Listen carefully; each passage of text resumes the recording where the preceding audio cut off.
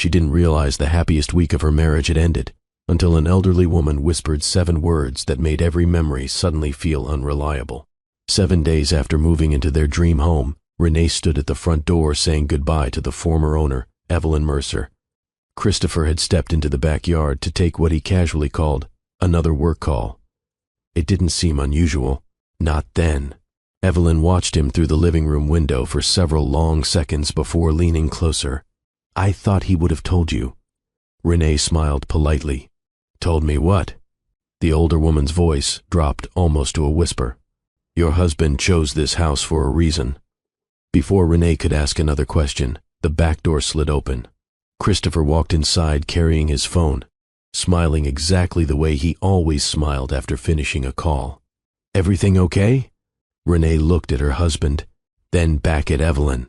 The older woman simply smiled, wished them happiness in their new home, and walked away as though she'd never said a word. Renee smiled back. She even told Christopher everything was fine. It was the first lie she ever told the man she trusted more than anyone. Because for the first time in 8 years together, she couldn't shake the feeling that she hadn't just moved into a new house. She had moved into the middle of a secret that had started long before she arrived. Welcome to Mr. Graham's story, my beautiful, amazing family. Y'all have been so supportive, and I promise to always do my best to give you the best as I learn and improve every day.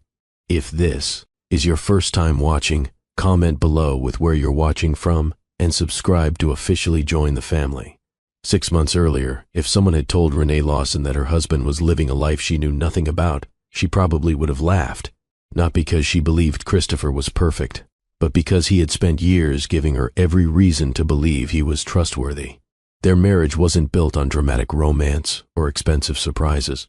It was built on ordinary things that quietly mattered.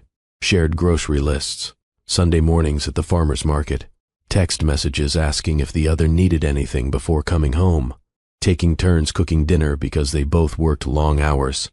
Christopher, 38, was a commercial architect whose career had slowly earned him respect throughout Savannah. He wasn't loud or flashy. He listened more than he talked.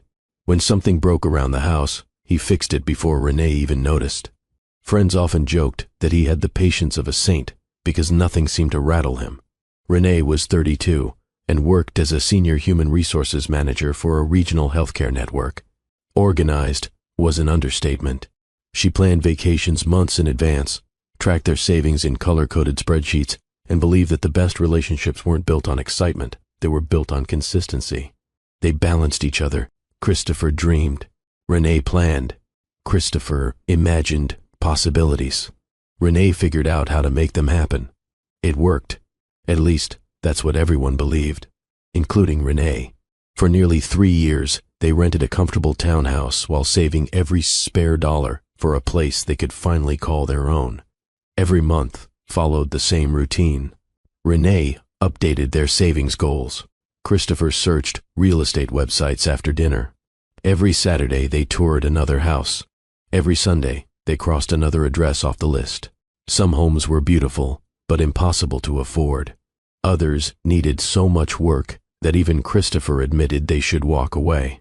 One evening, after another disappointing showing, they sat on the townhouse balcony eating takeout. Renee sighed. "At this rate, we'll still be house hunting when we're 50. Christopher smiled.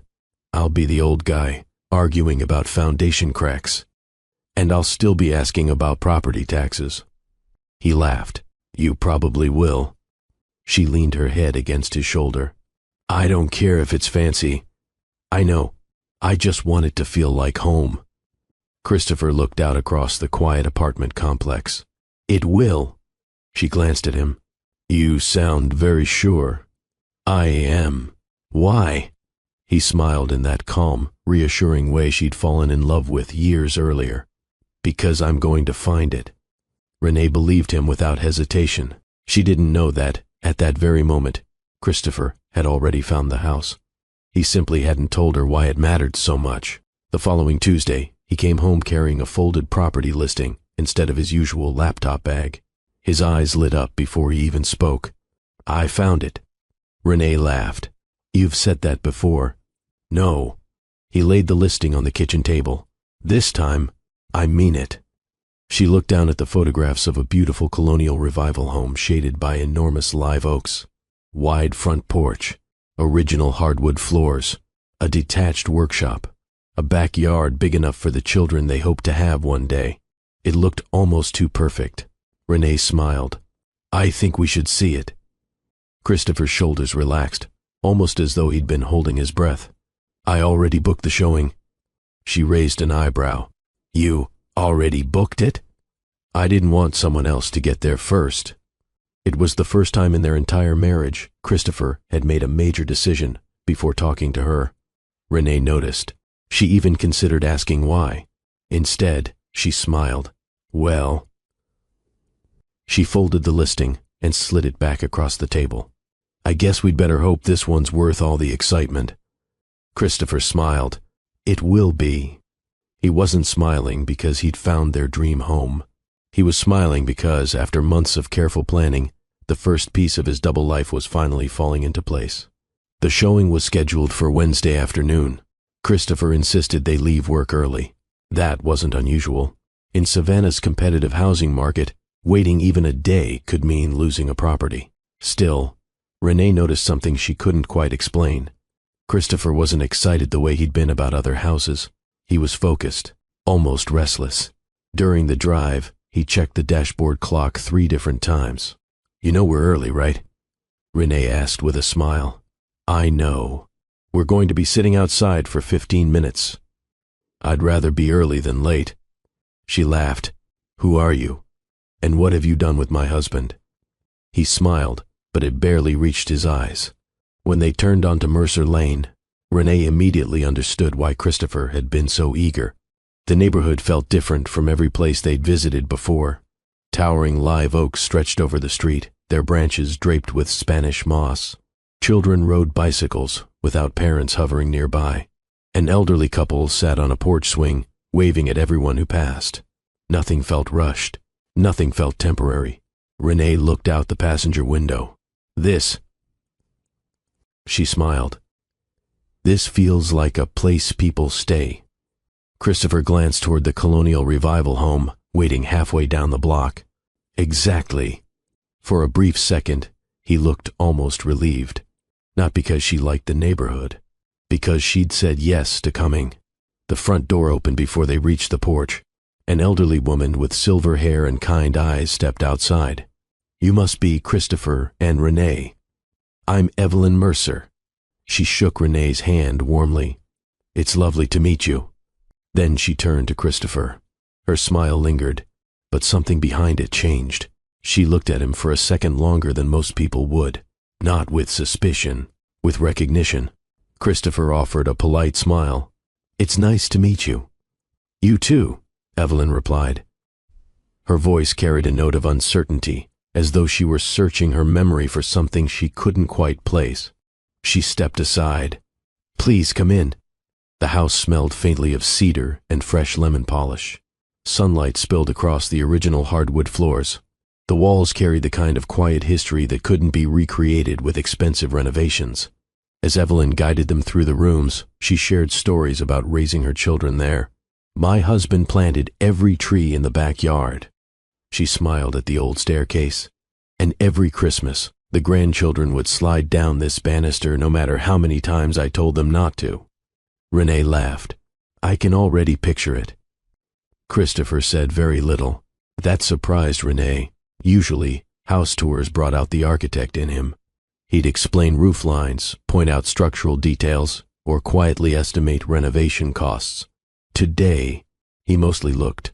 He paused in the dining room longer than expected, ran his fingers gently across the original fireplace mantel, stood silently in the upstairs hallway.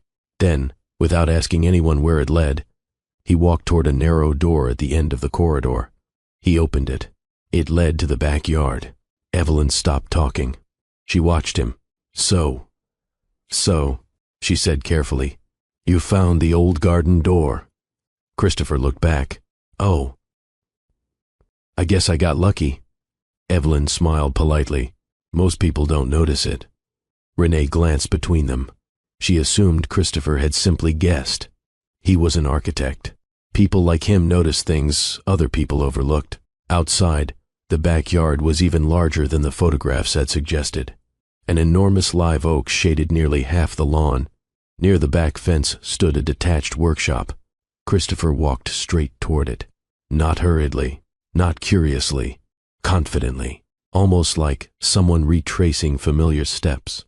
He stopped beneath the oak tree and slowly turned in a circle. His eyes settled on the houses beyond the fence. One, in particular, a modest white bungalow with pale blue shutters. He stared at it for several seconds, long enough for Evelyn to notice, long enough for Renee to notice him noticing. "What do you think?" Renee called.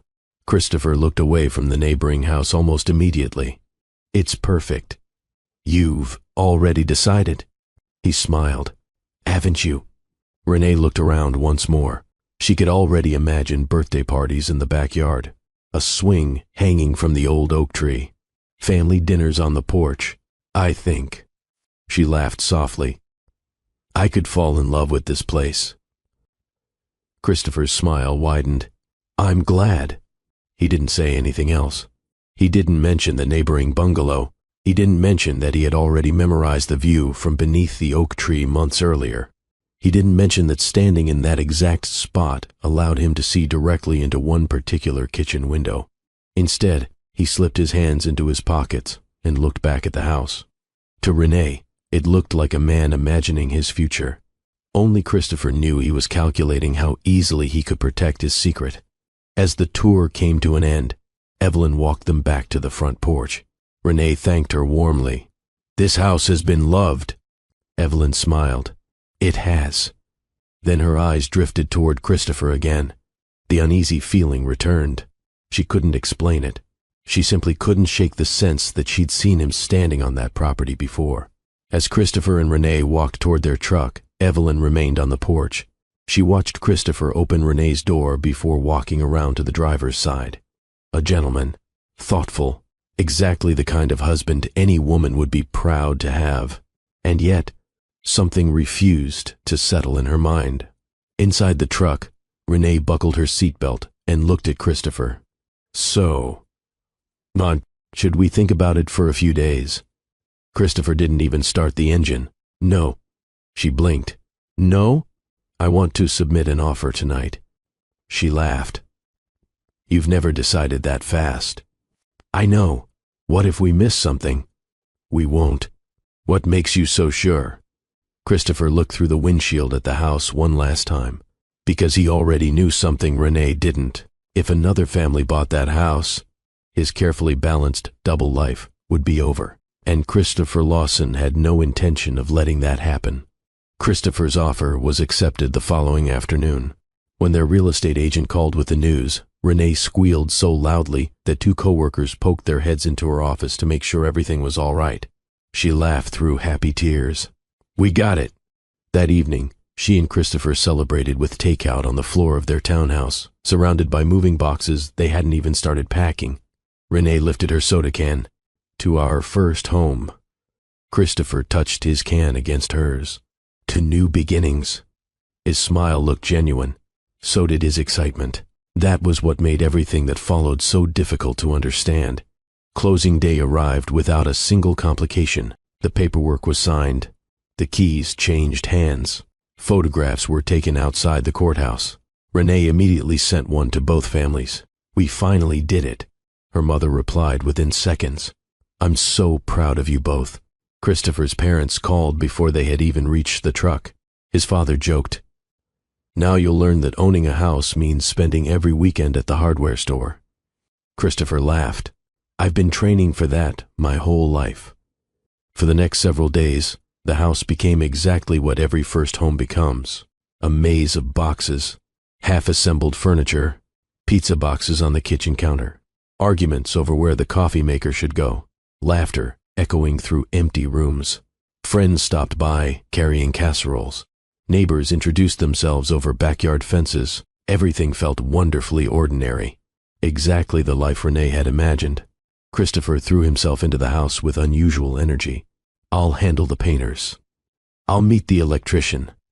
I'll take care of the internet installer. I'll stop by the hardware store. You stay here and unpack. Renee appreciated it. She had taken only a week off before returning to work. Christopher's flexibility made the move easier, or so she believed. Looking back, she realized something important. Christopher never asked her to stay behind. He always made it sound like he was helping her. That difference mattered. 3 days after moving in, Renee finished unpacking the kitchen before Christopher returned home. She glanced at the clock. 6:30. He'd said he'd be back by 5.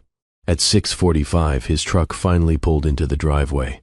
He walked inside carrying a small paper bag. Sorry. The cabinet supplier kept talking. She smiled. Worth it? He reached into the bag and pulled out antique brass cabinet handles. What do you think? They're beautiful. I knew you'd like them. He kissed her forehead and started helping with dinner. Nothing about the evening felt unusual. Nothing, except one small detail. While Christopher showered upstairs, his phone buzzed on the kitchen island. The screen lit up for only a second. Renee wasn't trying to read it. She simply happened to glance over. The notification disappeared before she could see the full message. But one line remained visible. Can't wait to see you tomorrow. No name, no context, just those 6 words. Christopher came downstairs moments later, drying his hair with a towel. You okay? Renee looked away from the phone. Yeah. You look distracted. I was thinking about work. He smiled. Don't let work move into this house. I won't. He picked up his phone without checking the notification, almost as though he already knew who had sent it. The next morning, Christopher left before sunrise. Renee found a handwritten note beside the coffee maker. Early meeting. Didn't want to wake you. Love you. She smiled. Christopher had always left little notes. She tucked it into her purse without thinking. Later that afternoon, while putting away gardening tools in the garage, she noticed something odd. Christopher's truck wasn't parked inside. She stepped into the driveway. A few minutes later, he turned onto their street. Not from the direction of downtown, but from the opposite end of the neighborhood. She frowned. When he climbed out of the truck, she asked casually, I thought your meeting was downtown. He didn't hesitate. It was. You came home the long way. Christopher looked over his shoulder. Oh, there was road construction. GPS took me around it. The answer sounded perfectly reasonable. Renee accepted it. She had no reason not to. On Saturday evening, the neighborhood association hosted a casual welcome cookout in the small community park. Renee loved it immediately. Children played tag between picnic tables. Older couples swapped stories about the neighborhood. Someone insisted Christopher try homemade peach cobbler. As the sun began to set, an older man named Harold wandered over with 2 glasses of sweet tea. So, he smiled, you finally bought the Mercer place. Christopher nodded. We got lucky. Harold chuckled. I figured you'd end up there sooner or later. Christopher's smile faltered. What do you mean? Harold shrugged. I saw you driving through here plenty of times over the last year. Renee looked at Christopher. You never told me that. Christopher answered almost instantly. I've had projects all over Savannah. Harold nodded. Must have been that. Then he laughed. Although I always wondered why you kept parking down near Willow Street. Christopher froze for the smallest fraction of a second. So did I. Harold took another sip of tea. You'd sit there for 10 or 15 minutes. I figured you were waiting on somebody. Before Christopher could respond, Harold's wife called him from across the park. He waved and walked away. Renee looked back at her husband. You've never mentioned working over here. Christopher smiled. I probably forgot. She smiled back, but for reasons she couldn't explain. That answer stayed with her long after the cookout ended. It wasn't what he said. It was how quickly he'd been ready to say it. And somewhere, only a few streets away, a woman named Claire had no idea that the man she believed was building a future with her had just spent the evening introducing another woman as his wife. By Monday morning, Renee had almost talked herself out of every uncomfortable thought. Harold was older. Maybe he'd mistaken Christopher for someone else. Road construction happened all the time. The text message could have been from a coworker. One strange week wasn't enough to question 8 years of trust. She repeated those thoughts all the way to work. They sounded reasonable. They also sounded rehearsed. Around 11 that morning, Christopher sent her a text. Meeting the flooring contractor. I'll probably miss lunch. Love you. She smiled and replied, don't work too hard. An hour later, Renee's manager asked if she could drop off some paperwork at one of the network's outpatient clinics across town. It wasn't part of her usual day, but she didn't mind. As she pulled into the clinic parking lot, a familiar black pickup caught her attention. Christopher's truck. She looked around automatically. Maybe he was meeting a client nearby. Maybe. Then she noticed the location. The clinic wasn't anywhere near the historic district. It wasn't anywhere near the flooring company Christopher had mentioned. Curious, she checked the address he had texted her the week before when he'd claimed to be meeting another contractor. It was nearly 20 minutes away. She sat in her car for a moment, frowning. Her phone buzzed. Another message from Christopher, running behind. Contractors asking a million questions. She looked at his truck parked across the street, then at the message. For the first time, she knew something with certainty. Christopher wasn't where he said he was. That evening, she decided to say nothing. She wanted to see what happened if she gave him every opportunity to tell the truth. Over dinner, Christopher casually said, the flooring company finally approved everything. Renee looked up. Oh, yeah. They kept me there almost all afternoon. She nodded. That sounds frustrating. It was. He continued eating. No hesitation, no nervous laughter, no guilt that she could see. He wasn't improvising. He was repeating a story he'd already prepared. After dinner, Christopher carried the trash outside. Renee's eyes drifted toward his briefcase sitting beside the dining room table. She had never gone through his things before. Not once. Even now, she hesitated. Then she remembered the truck, the text, the lie. She quietly unzipped the front pocket. Inside was a leather folder. She opened it. There were architectural drawings, invoices, a measuring tape, nothing unusual. Then, a folded receipt slipped onto the floor. She picked it up. The receipt wasn't from a flooring supplier. It was from a small cafe called Magnolia Corner. 2 sandwiches, 2 iced teas. The timestamp matched the exact period Christopher had claimed to be in a contractor meeting. She stared at the receipt. Christopher rarely ate lunch. He usually skipped it or grabbed a protein bar between appointments. 2 lunches, 2 drinks. She folded the receipt and returned it exactly where she'd found it. When Christopher came back inside, he smiled. You ready to watch that detective show tonight? She looked at him. The irony almost made her laugh. Sure. As they sat side by side on the couch, Christopher rested his arm around her shoulders.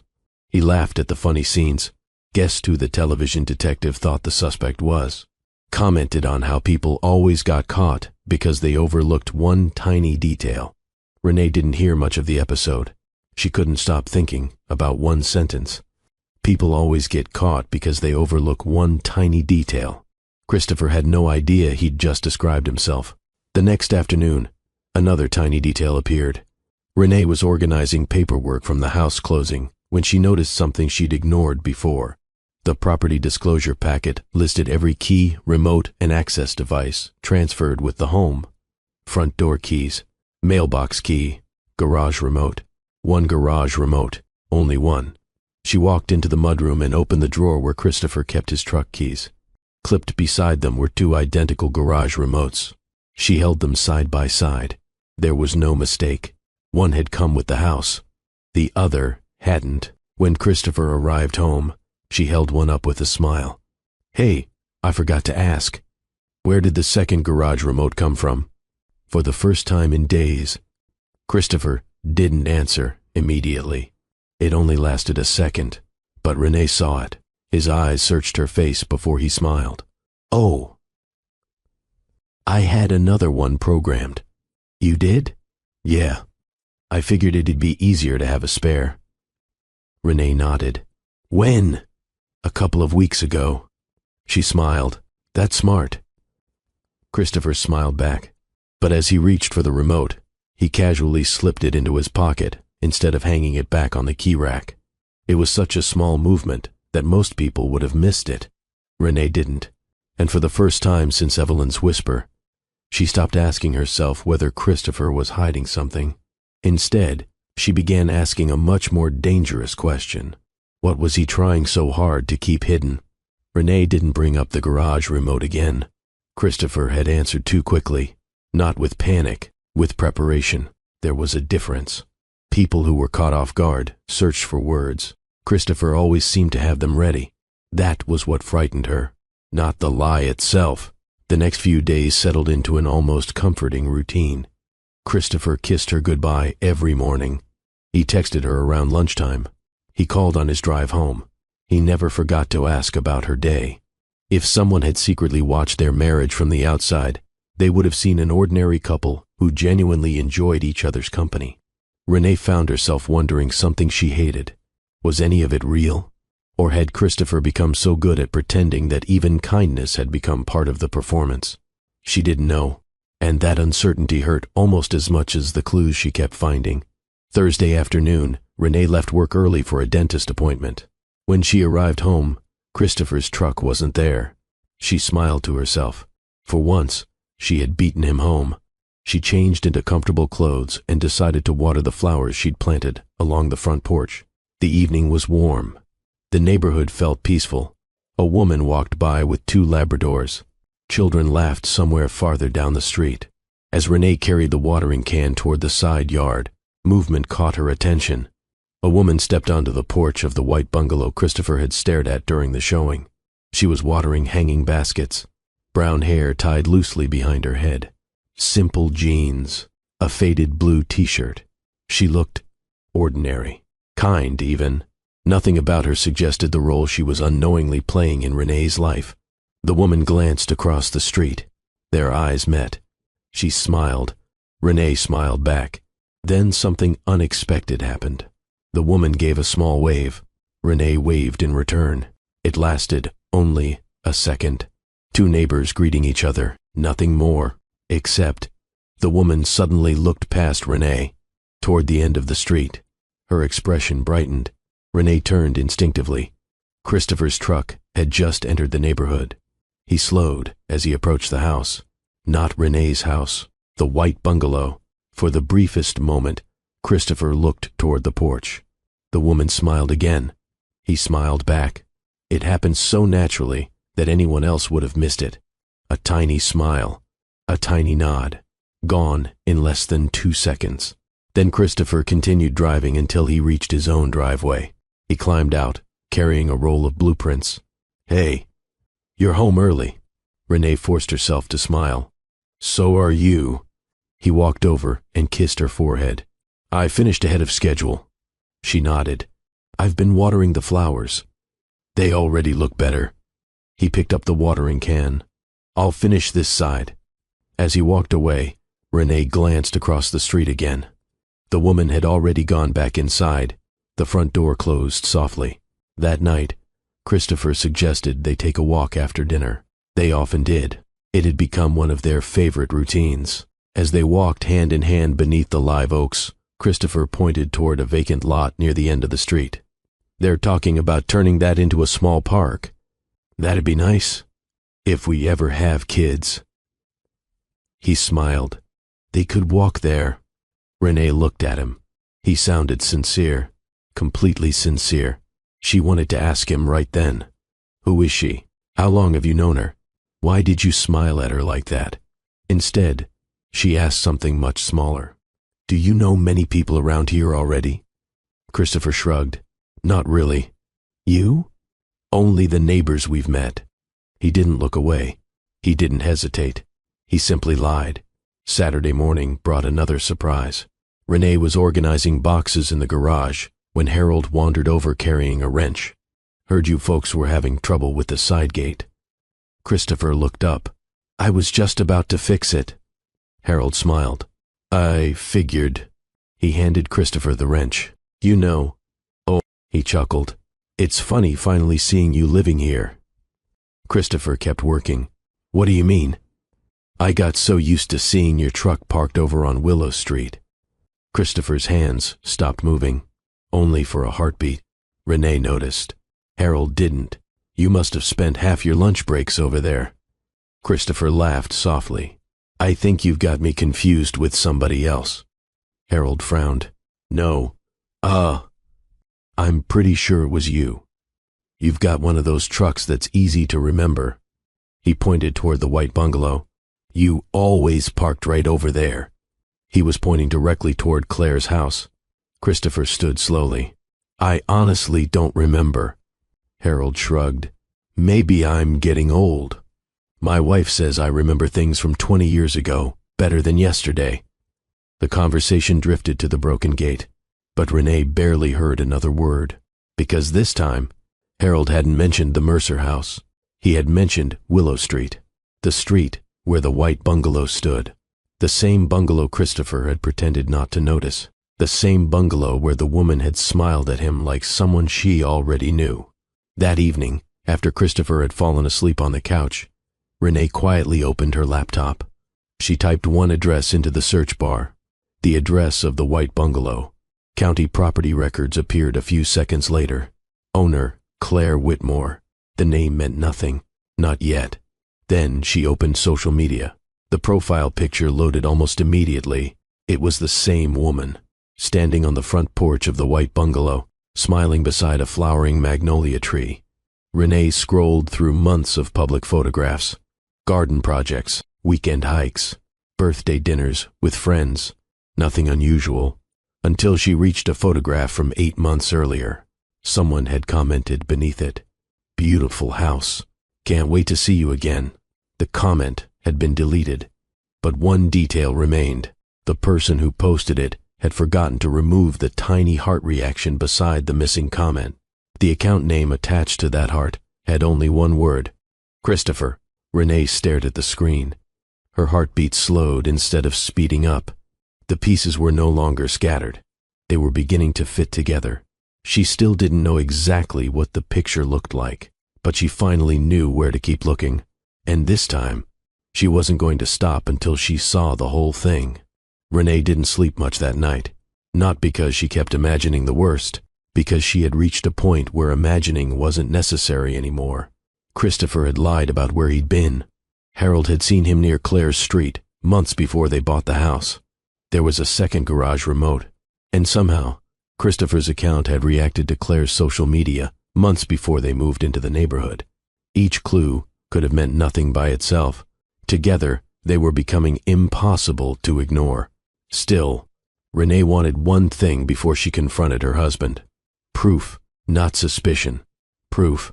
The opportunity came sooner than she expected. Tuesday morning, Christopher kissed her goodbye as usual. I've got a long meeting with a commercial client, so don't wait up for lunch. Renee smiled. I'll survive. He laughed. I know you will. He walked out the front door. She waited until his truck disappeared. Then she picked up her purse, called her office, and took a personal day. She hated lying, but she hated what she was beginning to discover even more. She parked 2 streets away from Claire Whitmore's bungalow, far enough that Christopher wouldn't recognize her car if he drove past. The neighborhood was quiet. An elderly man trimmed hedges across the street. A mail carrier worked his way from house to house. Nothing felt dramatic. It felt painfully ordinary. At 10:14 a.m., Christopher's truck appeared. He didn't park directly in front of Claire's house. He stopped half a block away. He looked in both directions before getting out, not nervously, habitually, like someone who had done it many times before. He walked the rest of the way on foot. Claire opened the front door before he knocked. She smiled the instant she saw him. Christopher smiled back. Then he leaned forward and kissed her. Not a quick greeting, not an awkward mistake. A familiar kiss, the kind shared by 2 people who expected to see each other. Renee gripped the steering wheel until her knuckles turned white. She didn't cry. She couldn't. Her body felt strangely numb. Christopher stepped inside. The front door closed. For several minutes, Renee simply stared at the house. She had spent days hoping there would be another explanation. There wasn't. Nearly 2 hours later, the front door opened again. Christopher and Claire walked onto the porch carrying empty coffee mugs. Claire laughed at something he said. Then she reached up and smoothed the front of his shirt. Christopher took her hand. He looked happier than Renee had seen him in weeks. That hurt more than the kiss, because happiness wasn't an accident. It meant he hadn't been trapped. He had chosen this. Every single time, Renee reached for her phone. With trembling hands, she took 2 photographs, one of them standing together on the porch, another of Christopher, holding Claire's hand before walking back toward his truck. She looked at the images for only a second before locking her phone. She didn't need more. She finally had what she'd been searching for, the truth. That evening, Christopher came home carrying fresh flowers, white lilies, Renee's favorites. "I passed the florist," he said. "They reminded me of you." She accepted them with a smile. "They're beautiful." He looked relieved. "I wasn't sure if you'd like them." "I do." She placed the flowers in a vase while he unpacked groceries. Christopher talked about work, about paint colors, about replacing the old porch light. Renee answered every question. She even laughed once. Christopher never suspected anything had changed. After dinner, while he showered upstairs, Renee looked at the bouquet again. Tucked between the flowers was a small receipt. Not from the florist, from an upscale restaurant downtown. Lunch for 2. The timestamp matched the hours Christopher had spent at Claire's house. The flowers weren't an expression of love. They were an apology for a betrayal Renee wasn't supposed to know about. She slipped the receipt back exactly where she'd found it. Then she looked up toward the ceiling. Christopher was humming in the shower. The same tune he'd hummed on road trips. The same tune he'd hummed while painting their first apartment. The same tune that had always made her smile. For the first time in 8 years. It sounded unfamiliar. Renee walked into the living room and opened the small fireproof box where they kept important documents. Passports, insurance papers, their marriage certificate. She looked at the certificate for a long moment before closing the lid again. She wasn't ready to end her marriage that night, but she was ready to stop protecting it alone. Christopher believed he still controlled the story. He had no idea Renee had quietly gathered enough truth to change the ending. And before the week was over, she intended to make sure everyone living inside his double life finally met each other. Renee waited exactly 2 days, not because she was afraid, because she wanted to make one decision without anger making it for her. Christopher continued living exactly as he always had. He kissed her goodbye every morning. He texted little reminders to eat lunch. He asked about her meetings. He folded laundry while watching baseball. If someone had filmed their evenings, they would have looked like one of those couples people quietly envied. That was the hardest part. The man who lied so easily was also the man who remembered she hated cilantro and always warmed her side of the bed before she climbed in during the winter. Nothing about him felt fake. Everything about him felt divided. By Friday morning, Renee knew there was only one person left she needed to meet. Claire Whitmore. She parked around the corner instead of directly in front of the bungalow. She wasn't there to fight. She wasn't even there to accuse. She simply needed one question answered. Did Claire know? Renee walked slowly up the front path. For a moment, she almost turned around. Then she knocked. The door opened less than 10 seconds later. Claire smiled politely. "Hi. Can I help you?" She looked exactly the same as she had from inside Renee's car. No dramatic makeup. No expensive clothes. She looked like someone getting ready to spend the afternoon painting her hallway. Renee managed a small smile. "I hope so. I'm looking for Claire." "I'm Claire." For several seconds, neither woman spoke. Then Renee reached into her purse and handed her a business card. "My name is Renee Lawson." Claire glanced down, then looked back up. "I'm sorry. I don't think we've met." "We haven't." Renee took a slow breath. "But we know the same man." Claire frowned. "What man?" "Christopher." The smile disappeared from Claire's face. "Oh, you know him?" "I do." Another silence. Claire studied Renee carefully. "Are you a client?" Renee slowly shook her head. "No, I'm his wife." The word seemed to echo in the doorway. Claire blinked once. Then again. "I'm sorry. You must be mistaken." "I wish I were." Claire actually laughed, not because it was funny, because the sentence sounded impossible. "Christopher isn't married."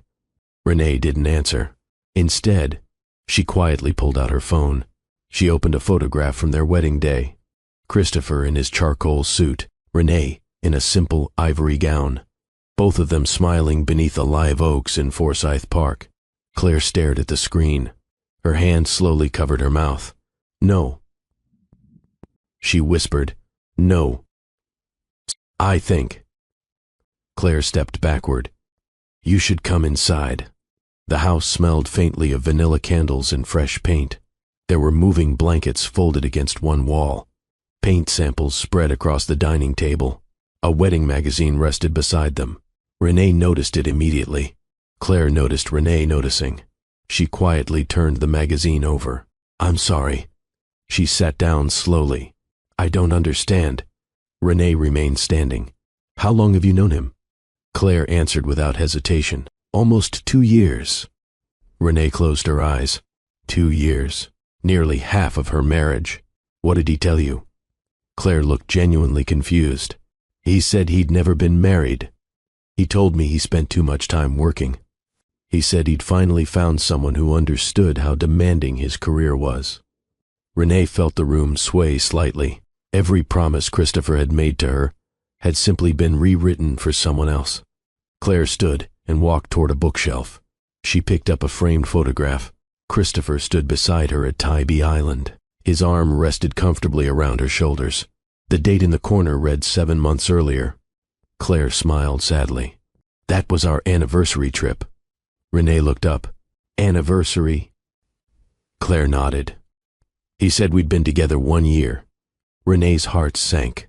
Christopher had celebrated an anniversary with Claire, only 6 days after celebrating his wedding anniversary with Renee. Claire suddenly stood. "I need to show you something." She disappeared down the hallway.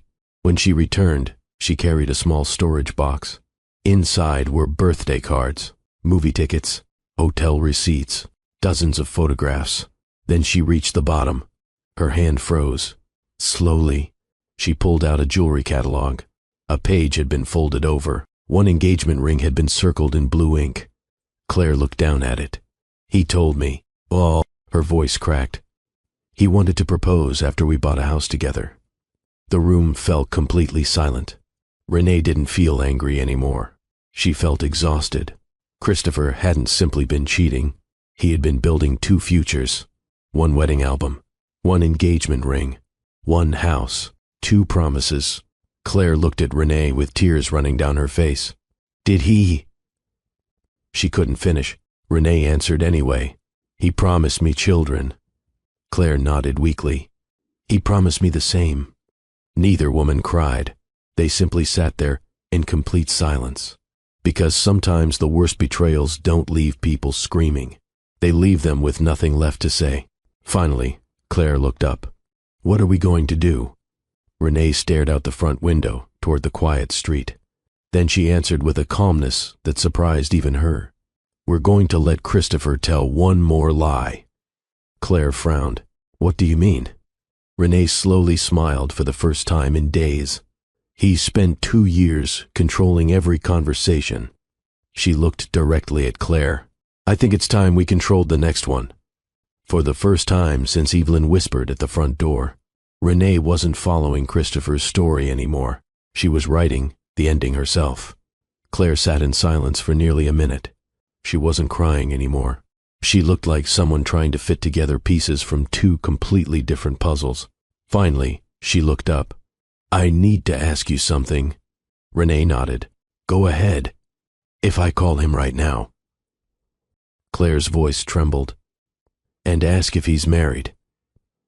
What do you think he'll say?" Renee didn't hesitate. "He'll lie." Claire looked down at the engagement ring brochure still resting on the coffee table. "I think you're right." The answer hurt them both. Renee took a slow breath. "I don't want revenge." Claire looked surprised. "I don't either. I want the truth." "So do I. And I want him to tell it himself." Claire leaned back in her chair. "You think he will?" "No, not willingly." Renee looked toward the front window. But people stop thinking clearly when they believe they're in control. For the first time since they'd met, Claire gave a faint smile. I've seen that look before. What look? The one he gets when he thinks everything's going according to plan. Renee nodded. I've seen it too. The two women spent the next hour comparing timelines, not because they wanted to, because they needed to understand how far Christopher's deception reached. Every answer uncovered another lie. Christopher had told Renee he attended a 3-day architecture conference in Charleston the previous spring. Claire quietly opened a photo album on her phone. He was standing beside her at a lakeside cabin that same weekend. Christopher had once canceled Valentine's Day dinner with Renee because an important client had flown in unexpectedly. Claire looked at her calendar. That was the night he had surprised her with reservations at a waterfront restaurant. Renee stared at the screen. He used the same excuse. Claire frowned. What do you mean? He always blamed work. Claire slowly nodded. So did he with me. They exchanged a tired smile. Neither woman had been foolish. Christopher had simply learned exactly what each of them would believe. Claire disappeared into another room and returned carrying a small notebook. I started writing things down a few months ago. Renee looked up. You did? Claire looked embarrassed. I thought I was being insecure. She opened the notebook. There were little things that didn't make sense. He'd disappear for 2 days and say he was meeting investors. He never answered calls after 9 at night. He refused to spend holidays together. I asked him why. Claire swallowed. He said his parents traveled a lot. Renee looked at her sadly. He spent every Thanksgiving with my family. Claire let out a slow breath. I guess he couldn't be in 2 places. No, he couldn't. The notebook closed with a soft thud. Neither woman spoke for a while. The silence wasn't uncomfortable anymore. It was the silence of 2 people finally understanding that neither of them had imagined the warning signs. So, Claire said at last. What's the plan? Renee looked at the clock. Christopher would be expecting her home in less than an hour. She thought carefully before answering. I already told him I'm driving to my mother's next Friday. Claire nodded. You mentioned that. He'll believe I'm gone for the weekend. And? Renee looked directly at her. He'll invite you to the house. Claire's eyes widened. You think so? I don't think. I know. Claire lowered her voice. He's talked about seeing the house. He keeps saying he can't wait until we have privacy. The words hung heavily between them. Renee didn't flinch. Instead, she asked one final question. If he asks you to come next Friday, will you go? Claire looked conflicted. I don't know if I can. You won't be doing it for him. You'll be doing it for yourself. Claire stared out the window. After several seconds, she nodded. I'll go.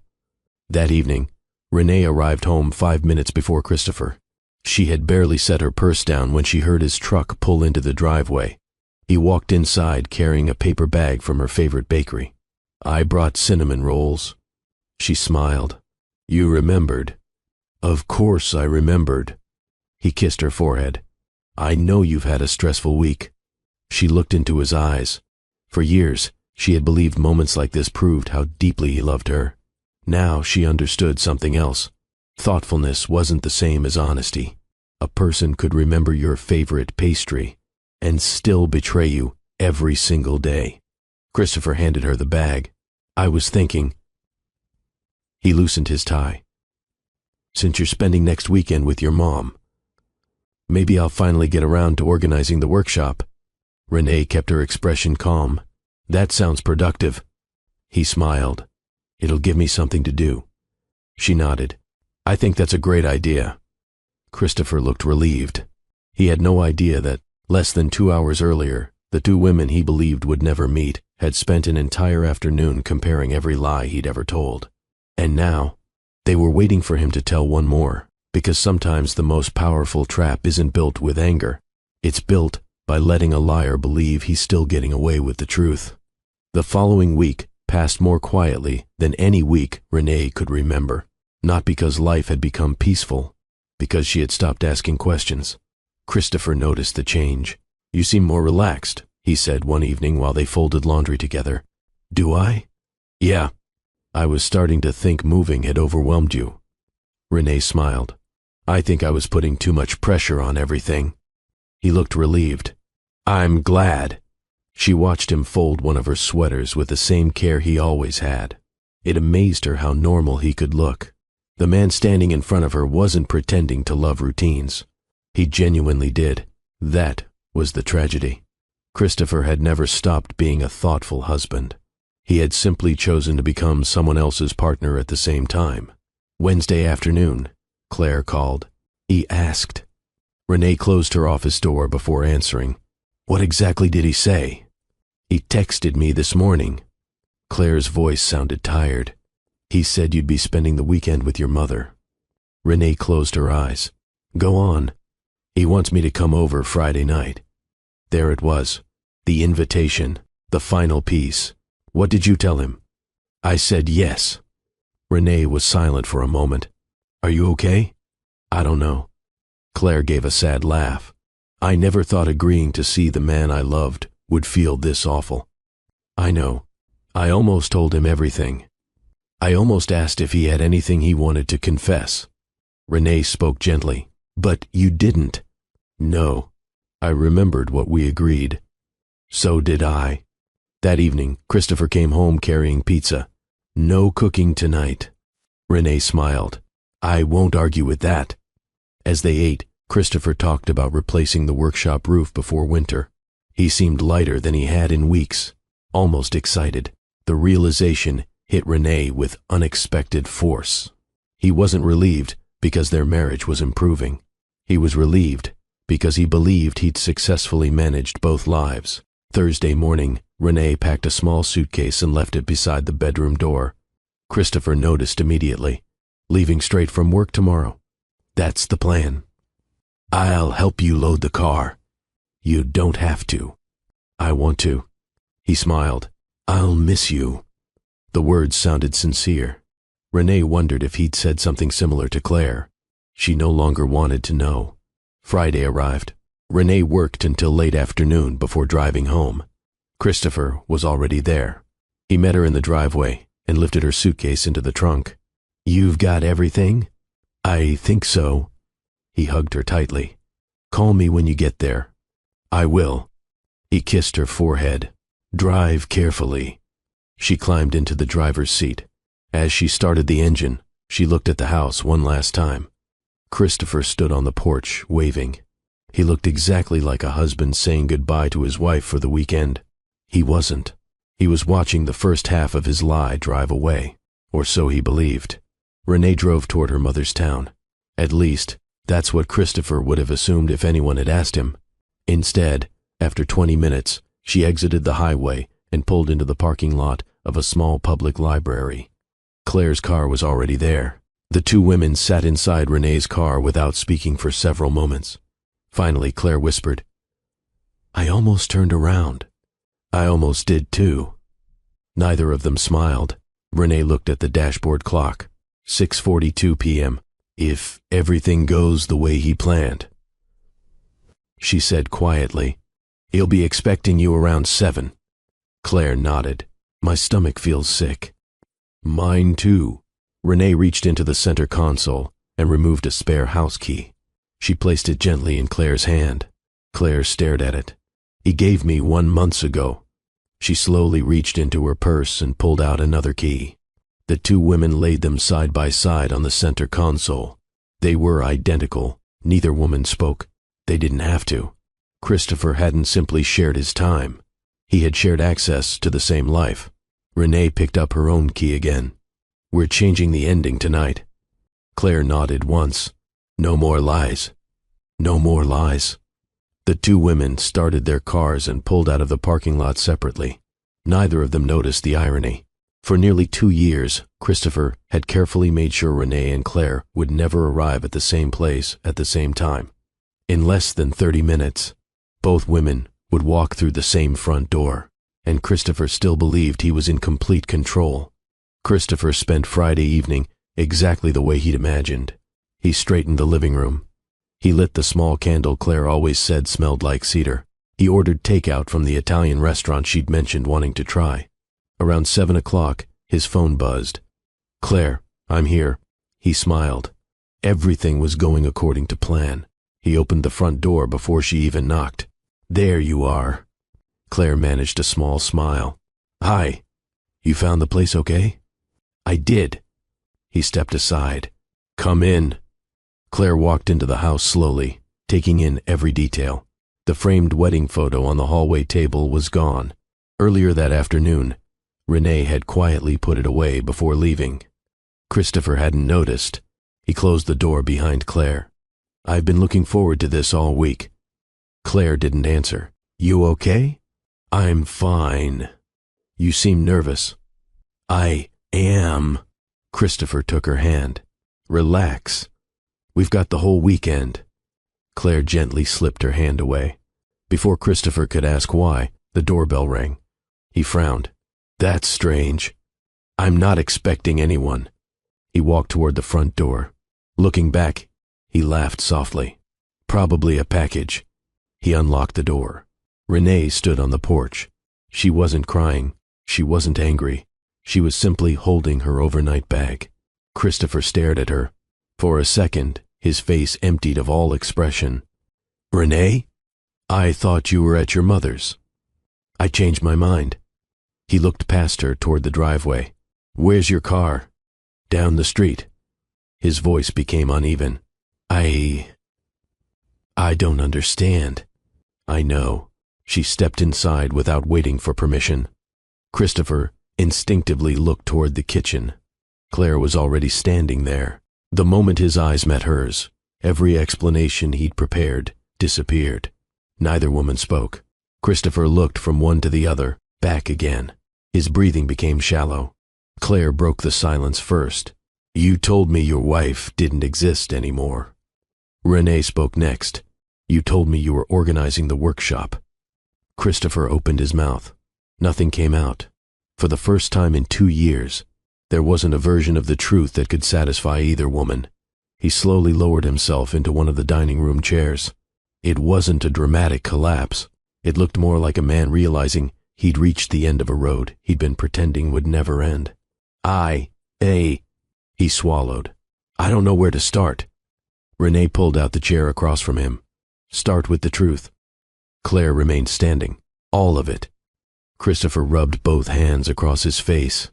I never meant for this to happen. Claire's voice stayed calm. That's not the truth. He looked up. You made hundreds of decisions. Hundreds. Every lie. Every excuse. Every promise. They didn't happen to you. You made them. Christopher lowered his eyes again. Renee quietly placed 2 objects on the dining table. Her house key, Claire's house key. The 2 keys landed side by side with a soft metallic click. Christopher stared at them. His shoulders sagged. You gave us both a key. Renee's voice never rose. You were building 2 homes. Claire looked around the room. No. He was building one lie. Silence settled over the house. Outside, the neighborhood was peaceful. Someone laughed a few houses away. A dog barked in the distance. Inside the dining room, the life Christopher had spent 2 years balancing had finally become too heavy to hold. And for the first time, there was nowhere left for him to hide. No one spoke for several seconds. Christopher stared at the 2 house keys lying on the dining table. They looked almost identical, just like the 2 lives he'd convinced himself he could keep separate. He let out a slow breath. I deserve this. Claire crossed her arms. That's not an answer. He nodded faintly. No, it isn't. Renee remained calm. How long? Christopher looked at the floor. A little over 2 years. Claire closed her eyes. Renee didn't. She wanted to see his face. She wanted to know whether shame looked any different from guilt. Who came first? Renee asked. You or me? Christopher answered without hesitation. You. Claire frowned. What? He looked at Renee. Our marriage was real. It still is. Renee stopped him. Don't. You don't get to use that word tonight. He lowered his head again. I'm sorry. Claire stepped closer to the table. And me? Were you ever planning to tell me the truth? Christopher's voice became quieter. I kept thinking, I'd end one relationship before the other found out. Claire stared at him. When? I don't know. Next month? Next year? When you proposed. He couldn't answer. The silence did it for him. Claire gave a slow nod. I understand. Christopher looked up hopefully. No. She shook her head. I understand that there was never a plan. There was only another lie waiting for its turn. Renee folded her hands together. There are things I still don't understand. Christopher looked at her. When we bought this house, was that for us? He looked around the dining room, then toward the kitchen, finally toward the front window facing Claire's bungalow. His answer came almost as a whisper. No. The word hung in the air. Renee had expected it. It still hurt. I found this house months before I showed it to you. I knew Claire lived across the street. Claire slowly sat down. You told me you were moving because your apartment lease was ending. Christopher nodded weakly. I know. Renee spoke again. You convinced me this was our dream. You already knew exactly where it was. Christopher closed his eyes. I thought... He struggled to finish. I thought if I lived close enough, I wouldn't have to keep driving across the city. Neither woman said anything, because there wasn't anything left to say. The selfishness of it spoke loudly enough. Christopher looked from Renee to Claire. I never stopped loving either of you. Claire almost laughed. No, you loved being needed. Renee nodded slowly. There's a difference. Christopher wiped his face. I know it sounds terrible. It is terrible. Renee's voice stayed steady. You didn't love two women. You loved two versions of yourself. He looked confused. She continued, with me. You were the dependable husband. With Claire, you got to pretend you were starting over. You weren't choosing between us. You were choosing whichever life felt easier that day. Christopher stared at her. It was the first thing anyone had said that he couldn't argue with, because it was true. Claire reached into her purse. She removed a small velvet box and placed it on the table. Christopher looked at it immediately. The engagement ring. He recognized it before she opened it. I bought it last month. He whispered, I know. Claire slid it across the table. I don't want it. Christopher didn't touch it. Renee looked at the ring for only a second. Then she quietly slipped her own wedding ring off her finger. She placed it beside the engagement ring. Two promises, one broken marriage, one future that would never happen. Christopher covered his face with both hands. He finally began to cry, not loudly, not dramatically, just the exhausted tears of someone who had spent too long pretending consequences could be postponed forever. Neither Renee nor Claire comforted him, not because they were cruel, because some pain has to belong to the person who created it. After several minutes, Christopher looked up. What happens now? Renee answered first. Tomorrow. I'm calling an attorney. Claire stood. And tomorrow.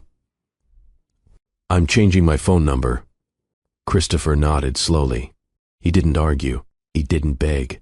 For the first time in years, he accepted an answer without trying to change it. As Claire walked toward the front door, she stopped beside Renee. I'm sorry. Renee looked at her. So am I. Claire hesitated. I never would have. I know. Renee gently touched her arm. This wasn't your marriage to protect. Claire nodded once. Then she walked out into the warm savannah night. Christopher didn't follow her. He knew there was no point. The only footsteps left to hear were his own. And for the first time, in a very long time, he would have to walk alone. Christopher stayed at the dining room table long after Claire left. The untouched food had gone cold. The candle he'd lit earlier had almost burned itself out. Nothing looked the way he'd imagined the evening would. Renee quietly gathered the takeout containers and threw them away. She wasn't trying to help him. She simply couldn't stand looking at the dinner he'd planned for someone else inside the home they had bought together. Christopher watched her. I'm sorry. She didn't answer. He tried again. I know saying it doesn't fix anything. No, it doesn't. She rinsed her hands under the kitchen faucet before turning to face him. Can I ask you one last question? You can ask me anything. She looked directly into his eyes. When you stood in this kitchen with me, or when you talked about children, when you talked about growing old here, were you lying then? Christopher's answer came slowly. No. Renee frowned. Then explain it to me. He took a long breath. I loved the life we built. I loved you. I also refused to let go of the other life. He shook his head at himself. I kept believing I could keep them separated. I convinced myself that if neither world touched the other, no one would get hurt. Renee looked at him quietly. You weren't protecting us. You were protecting yourself. He nodded. Yes, I was. There was no excuse left, no hidden explanation, just selfishness spoken out loud. Christopher reached into his pocket. He placed his keys on the kitchen island, the truck key, the workshop key, the spare garage remote. Then he added one more key, Claire's house key. I don't need this anymore. Renee looked at it. So that's where the second garage remote came from. Christopher nodded. I programmed it so Claire could get into the garage if anyone was outside. Renee let out a slow breath. So, every strange feeling, every late meeting, every extra trip to the hardware store, they all had a purpose. Yes. She closed her eyes briefly. Thank you. Christopher looked confused. For what? For finally giving me one honest answer. The next morning, Christopher woke before sunrise. He packed one suitcase, not because Renee asked him to, because he knew he no longer belonged there. When he carried the suitcase downstairs, Renee was sitting on the front porch with a cup of coffee. The same place where Evelyn Mercer had whispered the sentence that changed everything. Christopher stood beside the porch swing. I found an apartment. Renee nodded. I figured you would. I'll come back next week for the rest of my things. I'll have them packed. Another silence settled between them. It felt different this time. Not tense. Final. Christopher looked across the street toward Claire's bungalow. The curtains were closed. There was no movement, no waiting, no second life, only consequences. He turned back to Renee. I don't expect forgiveness. You shouldn't. I don't expect friendship. You shouldn't. I only hope. His voice broke. That one day you won't remember me, only for this. Renee stared out at the quiet neighborhood. I don't think that's possible. Christopher looked down. She continued softly. Because this wasn't one mistake. It was hundreds of choices. He nodded. I know. She stood. I used to think this house was where our future began. She looked around the front yard. The truth is, our future ended long before we ever unpacked the first box. Christopher picked up his suitcase. There was nothing left to defend, nothing left to explain. He walked down the front steps, slowly. Halfway to his truck, he stopped. Without turning around, he said, I hope this house becomes everything you wanted. Renee answered honestly, I think one day it will. Christopher drove away without looking back. Renee remained on the porch until his truck disappeared beneath the canopy of live oaks. She expected to feel relieved. Instead, she felt strangely empty, not because she missed the man who had left, because she was saying goodbye to the marriage she had believed was real. There was a difference, and understanding that difference was the first step toward healing. As the morning sun climbed over the neighborhood, Evelyn Mercer happened to walk past with a small basket of fresh tomatoes from her garden. She saw Renee sitting alone. May I? Renee nodded toward the empty porch swing. Evelyn sat beside her. For a while, neither woman spoke. Finally, Evelyn asked gently, He's gone? Yes. I'm sorry. Renee smiled faintly. You know, when you whispered that sentence to me, I thought you were warning me about the house. Evelyn looked at her kindly. I never was. Renee frowned. I was warning you about the man who wanted the house. The two women sat quietly beneath the old live oaks. This time, there were no more secrets hiding behind the walls. Only truth. Painful truth. But truth all the same. And for the first time since moving in, the house finally felt honest. Christopher's absence settled over the house in small, unexpected ways. No coffee was already brewing when Renee woke up. No work boots sat by the back door. No soft humming drifted from the workshop on Saturday mornings. For the first few days, she caught herself listening for his truck every evening. Then she would remember. He wasn't coming home. One afternoon, she began packing the rest of his belongings into labeled boxes. She wasn't angry anymore. She was organized. Winter coats, architecture books, photo albums from college, old baseball gloves. The process felt less like ending a marriage and more like closing an office after everyone had gone home. Every item had a place. Every memory had a box. She reached the top shelf of the hallway closet and pulled down a small storage bin she had never noticed before. Inside were house documents, old insurance papers, and a worn leather notebook. She almost set it aside. Then, a folded piece of paper slipped out. It was a receipt, not recent, nearly 3 years old, from the same real estate agency that had sold them the Mercer house. Across the top, someone had written in blue ink, "Property Inquiry, Mercer Residence." The date caught her attention immediately. It was almost a full year before Christopher had first shown her the listing. He had been asking about the house long before it officially came on the market. Long before he had told her he'd accidentally discovered it online. Renee sat down on the hallway floor. She wasn't shocked anymore, only saddened. The lies had reached farther back than she had imagined. She carefully placed the receipt back into the notebook. Some evidence no longer changed anything. It simply explained how long the deception had been growing. Later that afternoon, the doorbell rang. It was Harold. He stood on the porch, holding a toolbox. "I heard Christopher moved out." Renee smiled politely. "News travels fast." He gave an apologetic shrug. "Small neighborhood." He lifted the toolbox. "I also heard your porch railing was loose." She laughed for what felt like the first time in weeks. "You don't have to fix everything around here." "I know, but it gives an old man an excuse to stay useful." She stepped aside. "Come on in." As Harold worked on the railing, he talked about everything except Christopher. Baseball, weather, his grandchildren, the tomatoes that refused to grow this season.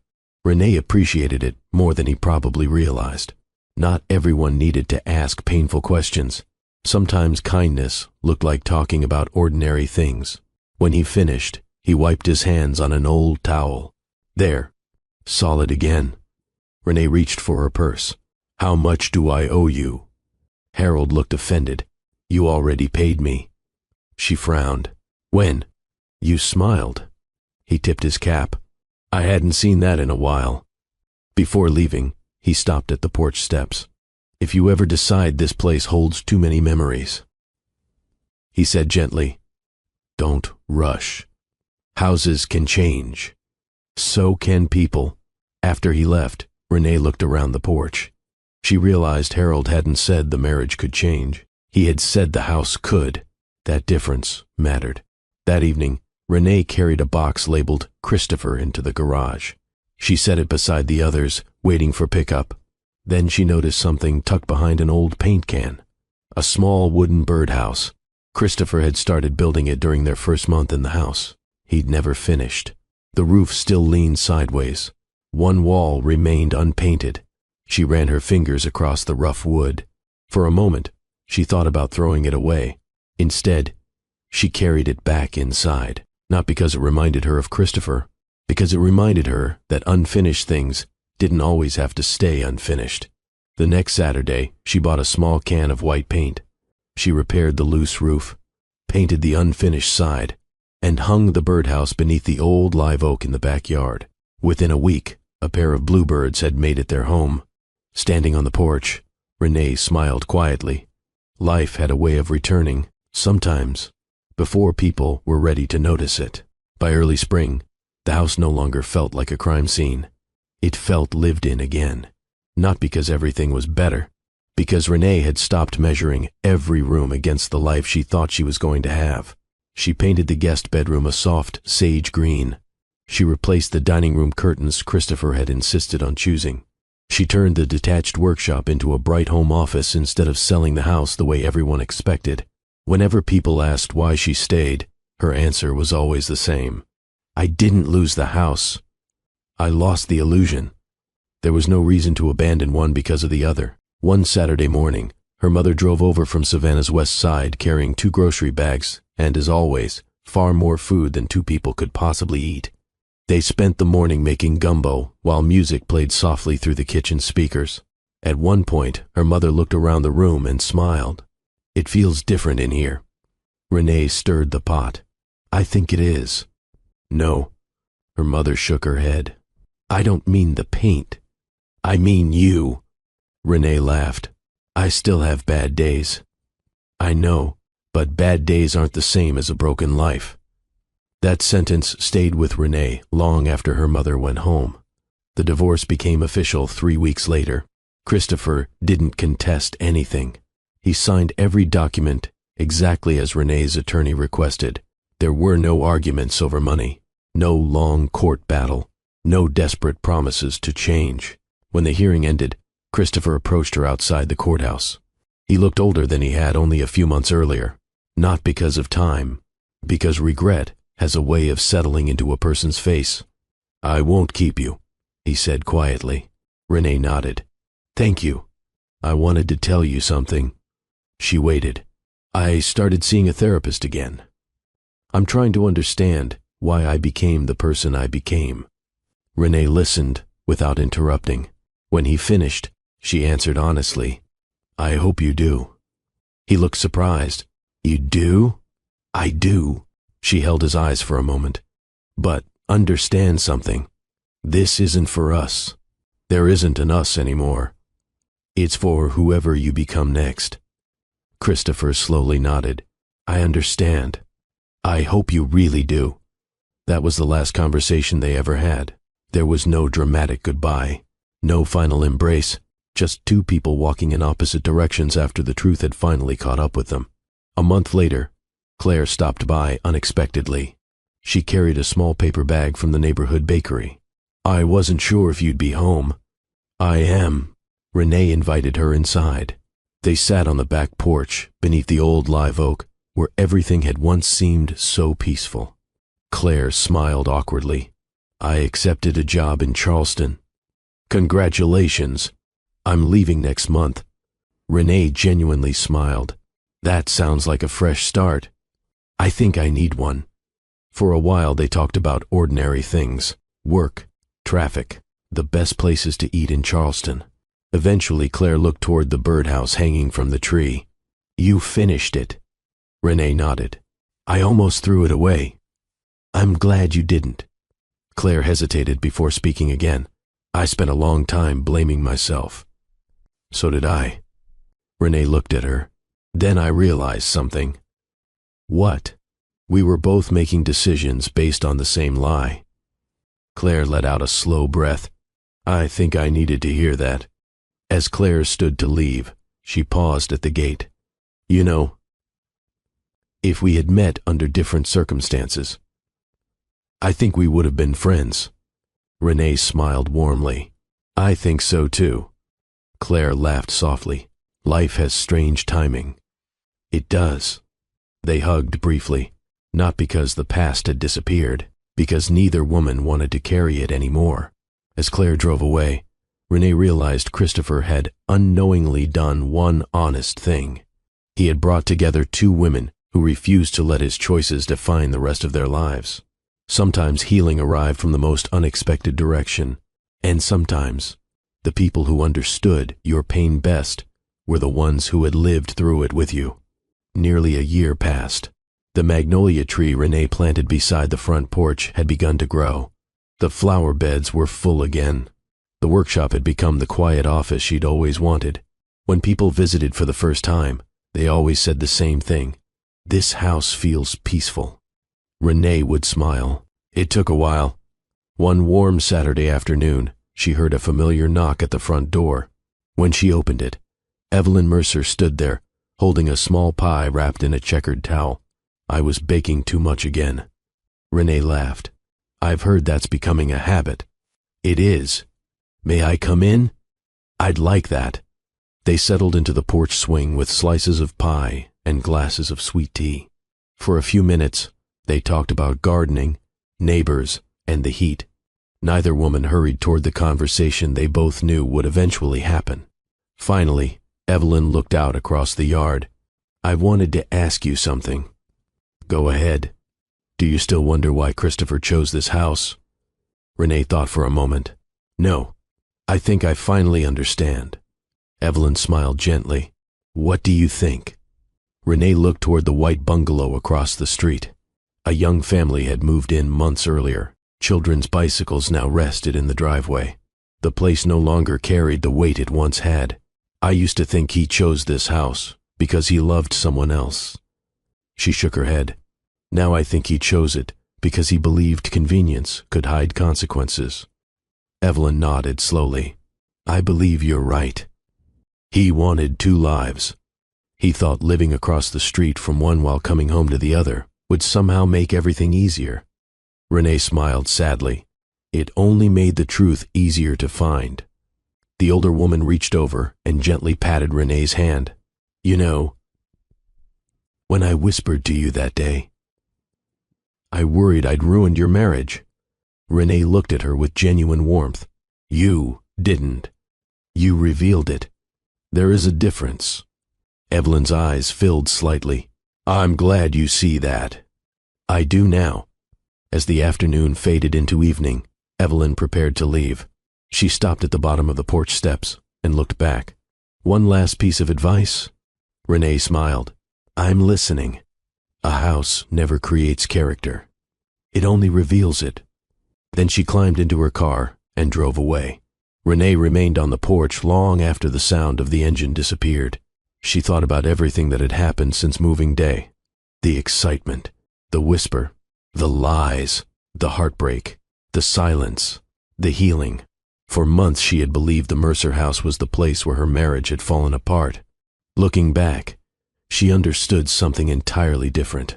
The marriage had begun falling apart long before they ever signed the closing papers. The house hadn't caused the truth. It had simply refused to hide it. She stood and slowly walked through each room. The kitchen where she had once cooked dinners while Christopher texted another woman. The dining room where two house keys had ended 2 years of deception. The front porch where an elderly widow had chosen honesty over comfort. Then she walked upstairs.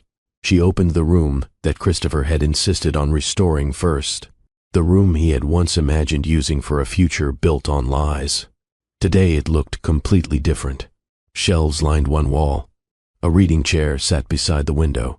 Books filled every corner. It had become Renee's favorite room in the house. Not because it erased the past, because it proved the past didn't have to own the future. She smiled to herself. Then she switched off the light and walked back downstairs. Outside, the evening breeze stirred the Spanish moss hanging from the old live oaks. The neighborhood was settling in for the night. Children laughed in the distance. Someone's porch radio played softly. The house no longer carried the sound of secrets. It carried something far quieter, peace. And years later, whenever friends admired the beautiful old colonial revival home and asked why she'd never sold it after the divorce, Renee always gave the same answer. I almost did. But then I realized something. A dishonest man doesn't deserve to decide which home I keep. She would smile. And the day I stopped letting his choices define my future. This finally became my house. If there was one lesson her story left behind, it was this. A relationship is not destroyed by the truth. It is destroyed by the lies people tell, because they believe the truth will cost too much. In the end, Christopher chose that house because he believed it would help him live 2 separate lives. Instead, it became the one place where every secret finally walked through the same front door. And that was the day the house stopped belonging to his deception and started belonging to Renee's freedom. Thank you for spending this time with me. If Renee's journey meant something to you, I'd love to hear your thoughts in the comments. Do you think you would have confronted Christopher the moment you became suspicious, Or would you have waited until you had undeniable proof? If this story touched your heart, please like the video, subscribe to Mr. Graham Stories, and share it with someone who appreciates powerful stories about love, trust, and second chances. Until next time, take care of yourselves and never underestimate the quiet power of the truth.